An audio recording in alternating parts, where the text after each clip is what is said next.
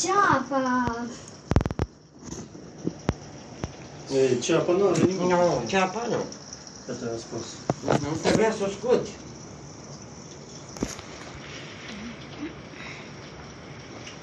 Iar.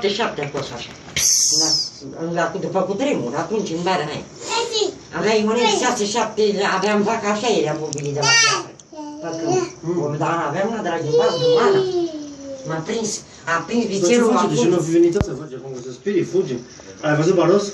De câte ori urlă Baros și face ceva, gata. Da. Aseară la 1:30 am ieșit afară, urla. De ce urla? Dar ce-a cântat Coco și ce-a făcut... Așa face și când vine Dar astea e cutremur. primele care se... care... Simte. Ștește că se... Mamă, alundicăm pe astea. Că nu vezi nebușeală ce era?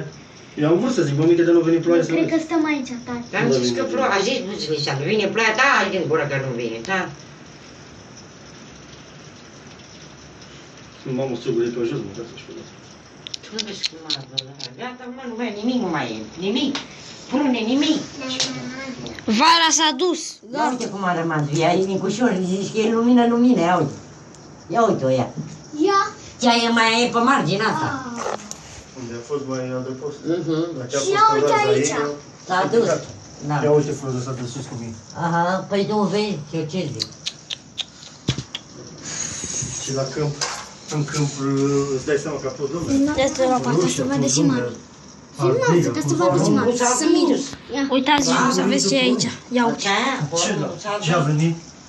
Poate veni numai aici, mă, eu știu. Nu. Ia uite, ăsta a fost tot.